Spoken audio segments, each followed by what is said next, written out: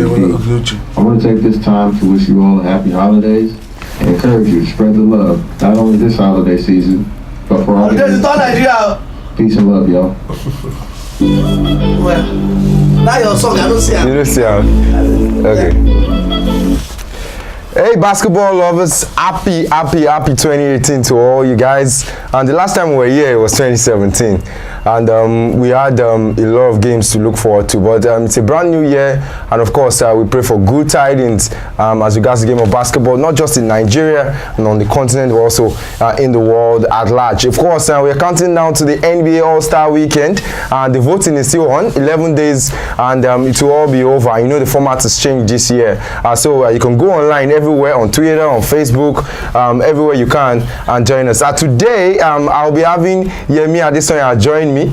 Sam is not around today, so it's myself and Yemi. I will be doing the double together. I mean, basketball is a game of duos these days, so hey, we have our super team here, Yemi, Femi, and Sam, and today Sam is on the bench. And Yemi, good to have you. Welcome to 2018. Yeah, happy New Year, everybody. Commence of the season. Hopefully this year will be bigger and better for us all. Yeah, hopefully it will be better, and like we do on the show, we'll take you first to the home court, then we'll take you on the road to everything with basketball outside of the country, on the continent, and of course in the NBA, and then we'll tell you about the best games to watch out for today, tomorrow, balling this week, and of course we tell you our African Player of the Week, and that's what we decided to bring to you in season 2, and the NBA African Player of the Week. Quickly, I'll start from home, and the list for the Commonwealth Games for basketball was released by the Nigeria Basketball Federation. Please don't ask me which faction, because I don't have an answer to that.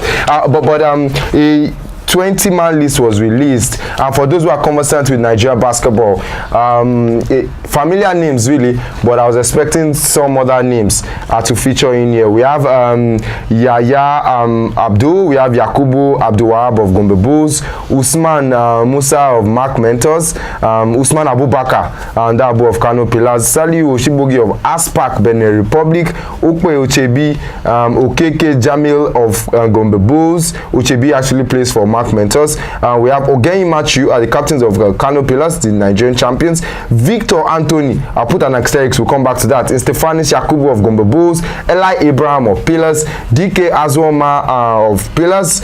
We have Apara Kita of Bauchinet, fantastic point guard. He is Ademola Dele, that's the most assured rebounder we have on that team. Dennis Ebikoro, unattached.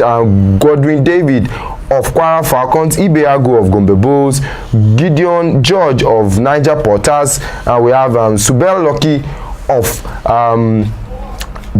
civil defenders, and Joel Ijigba. The team will be tutored by Abdurrahman Mohammed and Adeomi Aderemi, who were assistant coaches to Onwara at the Nations Cup. Yemi, let's talk about this. Why? Because I see Victor Anthony here. I didn't see him play last season, but it's no problem. He's attached to Upas. I know he didn't play for Upas.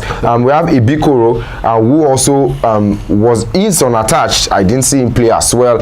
And there's practically no player from Oops and Reed, who are the 4th best team in our league this year, and are probably the most enterprising set of young players. We have just one player from Kwara Falcons, and we have no player from every other team in the Atlantic Conference. Well, it's obvious the same thing they are suffering in football, they are suffering the same thing in basketball. I think the coaches have gone for players they supposedly know, players have an inkling about, and players they feel they can build the team around, maybe their experience and what have you. But like you said, Hoops are really the ones that I'm really surprised about. That's a very young, up and coming team that I feel that people should pay a lot of attention to.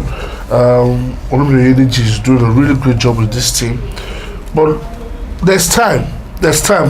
What I like about basketball is this: there's an opportunity for those that play at home to be able to play with the guys coming from Israel, Turkey, the NBA and what have you, past the national team. More food than not, you can maybe 2 or 3 guys make the final cut. That is what I like about the basketball team.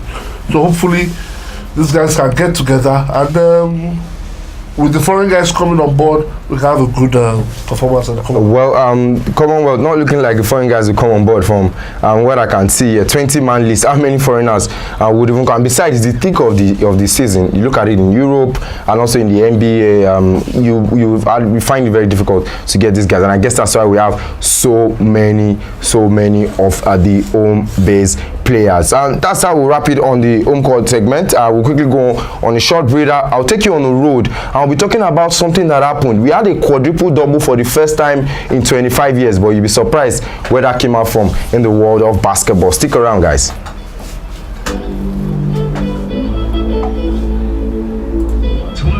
hours infotainment on your 90.9 Top Radio.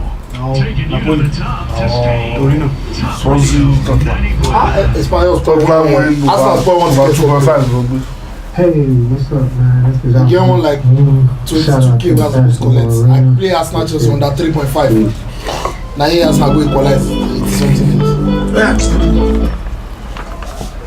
All right, still talking about basketball right here on Top Radio 90.9 FM, and we're talking about the NBA. I'll give you that story much later. It was good revenge for Kyrie Irving as the Cleveland Cavaliers and LeBron James came to town, and that boy seems to have grown to be a man overnight. They beat the Cleveland Cavaliers in a very good matchup, 102-86. In there, what do you make of Kyrie Irving and the way he has improved himself? What it showed is that he has the ability to carry a team on the shoulder, to be a leader, to be the main man, and I think he kind of suffered with that neglect at the Cavs, where he has a lot of all-stars around him, and like it or not, the Cavs is LeBron, so you won't be given the opportunity to step forward to say you want to take the game by score, and then everything goes through LeBron. Sure. So it was a good move for him to move to Boston, and he's really performing at Boston. What I did like is the fact that they rested Cavs rested Isaiah Thomas. Isaiah Thomas, yeah. No, he got a really good reception at the TD Garden. Yeah. But I feel that it's about time the guy gets into the group. Well, Coach Aaron Lu had already said before he made his debut against Portland that he wouldn't be playing. And Isaiah Thomas in his first game for the season and for the Cavs actually scored 17 points, 3 assists. He was 6 for 12 from field goal and 3 for 8 from three-point line, and he only played 19 minutes in there. And straight away, I talked about the triple-double earlier. And is a certain girl called Shaquille Hill who made history of the quadruple double. Odd enough, we thought Russell Westbrook was the in thing. I mean, he averaged a triple double in an NBA season, but this young lady actually did in an NCAA game for Grambling State, where she dropped 15 points, 10 assists, 10 rebounds, and 10 steals against Alabama State Hornets, where they won 93-71. The last time this happened in Division 1 women's basketball in the NCAA was in 1989. Any ideas where this last thing happened in the NBA? But I know Hakeem got one. He got a quadruple double, and it's amazing when these things happen in basketball, and you don't even want to look at these young girls or these young guys at the NCAA tournament, the amazing things that they do before they get into the spotlight. And remember, the all-star voting is still on. You can vote via social media, via email. Go to the NBA website.